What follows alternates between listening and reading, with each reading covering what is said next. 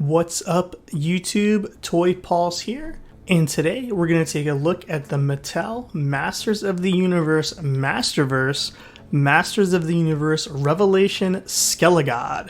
Skelegod is one of the first figures released as part of Mattel's Masterverse line, which is a collector-oriented line focused on Masters of the Universe. Right now, the first wave is going to focus exclusively on the new Netflix series Masters of the Universe Revelation, but I think it's pretty heavily implied, though not confirmed, that the line will expand into other areas of Masters of the Universe. So I imagine we'll get more Masters of the Universe Classic-esque figures later down the line, assuming these figures sell well, which it seems like they are, so that's something to look forward to. First thing you'll notice is that Skelegod comes in a massive window box. This is an oversized figure. This is definitely meant to be bigger than the other mainline figures in the wave.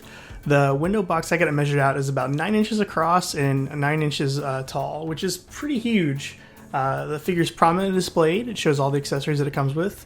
Has a nice shot of the Masters of the Universe Revelation logo and the name Skelegod. Packaging's okay. It's definitely serviceable, but it's not anywhere nearly as impressive as the Origins kind of vintage throwback packaging. But I think this packaging's fine. It does the job. It shows you the figure, and I think that's all it really needs to do.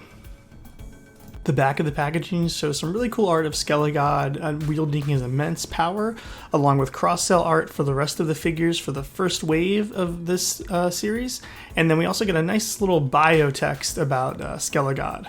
Okay, out of the packaging, I want to start with getting a sense of his scale. So here he is next to the Masters of the Universe Classics He-Man, and as you can see, he towers over him. MOTU Classics He-Man stands at about the 7-inch mark. Skelegod stands just about over 8 inches or so. And that's in this photo, he's kind of leaning a little bit, but if you stand him straight up, which is kind of hard for him to do, it's about 8 inches or so. And so he's pretty big. He's definitely very imposing. He absolutely dwarfs Origin figures, and I'll have more pictures later of the kind of scale, but I just want to kind of start with just getting an idea how big this thing is, because he's very big, very chunky, and he actually does stand up pretty well. But you can't really get him to stand straight up too well. But for the most part, he's very stable. He's not going to fall over too much or anything like that. The other first thing I noticed about this figure is the head sculpt is awesome. It's got a really good paintwork across the entire figure, but I really like the paintwork on the head. It's got a black wash running across the entire thing, which just gives it a lot more detail. It really brings out some of the sculpt, especially the teeth. The teeth are all individually sculpted, and they just look really good. There's individual sculpting along the ridges on the horns, and it looks every bit as good as it did in the promo pics, so that's definitely a relief. Head is a little small for my taste, but it kind of works. I don't know, it's definitely an aesthetic choice to line up with the animation, but in hand, it looks better in person, I think, than it does in photos. He also has this giant armor piece kind of hanging over his shoulders, along with a sculpted energy piece, which is where his neck would be, and both of these things are removable, but the figure looks very weird if you take them off, so I wouldn't recommend it. But kind of continuing along with the paintwork across the entire figure is really good. Like, you really get that kind of a premium collector feel to it, whereas like the Origins, it's all kind of very minimally painted. We've got paint running along the armor piece, paint along the chest piece, which is sculpted, the H on the chest, which is nice and sculpted. The black wash kind of continues down the legs, and even like on this little like fur bit, there's a little black wash on that, which is really cool. And then the kind of armor bits are painted in nice gunmetal silver, and yeah, the whole thing's just painted really well. It looks very good. I'm really curious to see what they do with stuff that doesn't have this animated aesthetic. It has the kind of more like gritty MOTU classics aesthetic, but overall the paint on this thing is really impressive, and I definitely see like why this is a more collector focused line. The sculpt of the figure is also really good overall. There's lots of sculpted detail, but it's all sort of, again, done in an animated style. So there's almost like a cartoonish detail to him. Like the H has a very cartooned, sculpted look. The armor bits have like these skeleton eyes kind of inlaid on each parts of them, like within the gauntlets. So you have the gauntlets on the wrist, which have kind of a skeleton, and the waistband, and then the ankles as well, or the shins have them as well, and it's just it looks great, but again, it's sort of a kind of flat, kind of cartoonish look, so there's not a ton of detail in that sense, but I think it works with the promo pics we've seen from the show. Sculpt on the hands is also really good. He's got these like nice sort of like Lord Sauron looking gauntlets on his fingers, which is very cool, and I think the whole thing is done really well. Also want to talk about the cape really quick, which is really well done. It comes in 3 different shades of purple cloth. And it has this like nice little tassels hanging on the back of him. It just clips onto the back of his armor, and I will say that, at least on mine, it falls off a lot, which is kind of a pain. I might even try to glue it just to keep it on there, but you can remove it. It's definitely meant to come off, but it just clips on these little tiny clips, and they fall off the back harness constantly. But it looks good. I definitely think it looks better than a plastic cape, and I think it helps keep the figure from falling over. But there's not really any weight to it. It just sort of hangs there. But I would love to see some custom capes, but this is pretty cool. I like that it's cloth. I think it's a much better look than if it was just a big plastic cape. It makes it look a little less toyetic, so always glad to see cloth capes on these kinds of figures. Now, as far as accessories, he comes with a lot of stuff. He comes with the Sword of Grayskull, the Power Sword, which looks a little bit different than we've seen it in previous iterations. It does not look like the Filmation or the original vintage style sword. It looks more like some of the mini comic kind of early depictions of it, and some of the kind of storybook depictions. So it's a much longer version of the Power Sword. I'm assuming this is the same one that comes with the He-Man figure, but I don't actually know that for sure. It's definitely thick. It's got a really thick handle to it. It fits in Skelegod's hands really well. You can definitely put it in a Classics or an Origins figure, but it will stretch out their hands a little bit because of how thick the handle is. He also comes with two sets of hands. He comes with 2 gripping hands and 2 fist hands, and again, it holds everything really well. And I really like the open hands. I think they're really cool for grabbing poses and kind of grabbing stuff. And they just have a really soft, kind of flexible rubber that it's soft enough to kind of open them up, but stable enough to where that it's not just going to flop around. And then he also comes with this kind of giant green energy effect that just slides over his hands. And this is really cool. It doesn't weigh the figure down or anything, which is always really nice. It's just a neat little energy effect. One very nice unexpected surprise, and I don't think this is intentional. I think it just kind of works out the way, but I'll be really curious to see how it works with the other Revelations figures, is that Skelegod's head, so it pops off very easily, it fits perfectly onto the Origins figures. It scales really nicely with them, and the ball joint, it seems like it's almost the exact same size. So you can use the Skelegod head on your Origins figures, and it honestly looks really cool. So that was just a fun little thing. I won't keep it like that, but it's definitely a nice little thing if you want to do that with your display.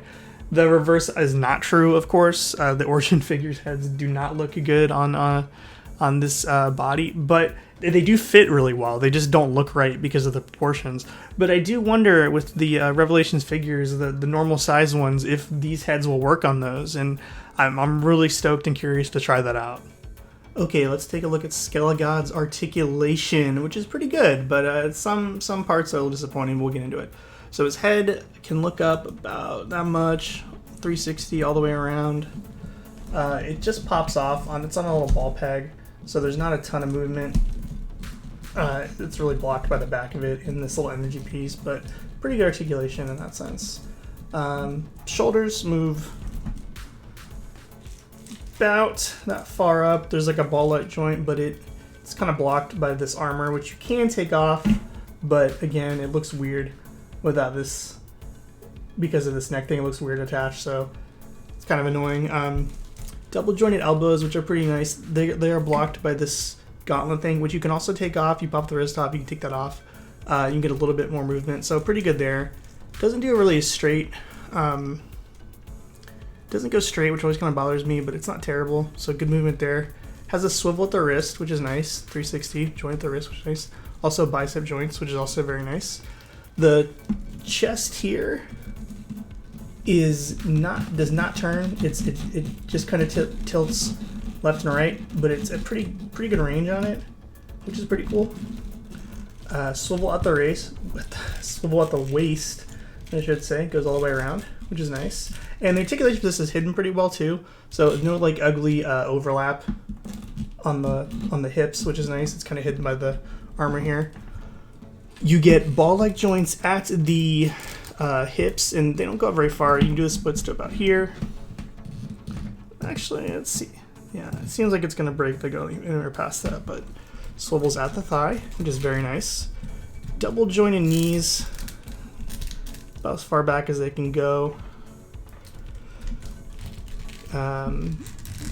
Oh, you do get anchor articulation. Mine has been kind of stuck, so this is the first time it's actually moving. But yeah, you do get anchor articulation, which is also very nice. And then you get a swivel hinge at the ankles and a little bit of an ankle rocker. Yeah, not much. It's kind of blocked by the boots there. So overall, really good articulation. It's definitely an improvement over the Classics articulation scheme. This figure, I think, is also just because he's so chonky, he doesn't move quite as well as you'd want him to, but I think you can get him some really good poses, and there's some neat little articulation things like the bicep, or I'm sorry, the shoulder. The ball is hidden pretty well, which is kind of neat, but the head's a little bit of a bummer, but it's not terrible. He can look up decently well. And one thing I want to quickly highlight is that mine was stuck when I originally did the video for it, but the ab crunch does bend forward, or the chest, I should say, does bend forward about that far, and also does bend back pretty well. And just to get a better sense of Skelegod's scale and how big he is, here's some pics of him with some other figures. So here he is next to my custom Wundar Savage He-Man from Origins. Here he is next to the DC Multiverse line from Mattel, the Killer Croc Build-A-Figure, or Collect and Connect, as they say. Here he is next to the Star Wars Black Series from Hasbro, Luke Skywalker. Here he is next to the Studio Series Grimlock. Here he is next to the G.I. Joe Classified Regal Variant Cobra Commander. Here he is next to the DC Multiverse Death Metal, Dark Knights, Black Lantern, whatever his name is, Batman from McFarlane. And here he is next to the Hasbro Marvel Legends Legendary Riders Ghost Rider. Also want to take a second to give a quick comparison between the Revelations Skelegod Sword of Power, the Classics Sword of Power, and the Origins Prince Adam kind of single power sword, pink whatever sword that we got. The pink one I'm showing is the sort of thinner handle, the kind of re-edition that came with the Sky Sled. But just to give you an idea of what they look like in terms of paint and size and scale, and you can see how much longer the Skelegod Revelation sword is than the Classics one for sure. Overall, Skelegod is a really impressive figure first out of the gate for the Masterverse line, and it has me really excited for the potential of this line. I definitely want to see more non-Revelations figures. Not that there's anything wrong with them, I just want to see what other things they can do with it. But in terms of the promise of collector-oriented, more articulation, better paint, all that kind of stuff, they've absolutely nailed it. And I think this is honestly a great figure. Definitely grab one if you see him. He should retail for $29.99. Mine was pretty easy to find. I just went to the Target app and he was there, and he should still be available. I haven't looked in a few days, but most people, as far as I can tell, are having no trouble getting them, and so hopefully this is not like a really hard to find stock thing, and they should be launching more of these in August. I think this was just sort of the first initial wave with Skelegod and Battle Cat kind of hitting first. So keep an eye out. Definitely grab this one if you see him. Thank you so much for watching. If you haven't already subscribed, please hit that subscribe button and give me a like. And let me know in the comments if you're planning on grabbing this figure and what you think of Revelation, if you're stoked for the animated series, and if you plan on watching it. Please give me a follow on Instagram at ToyPulse for more toy photos and news. Until next time, see ya!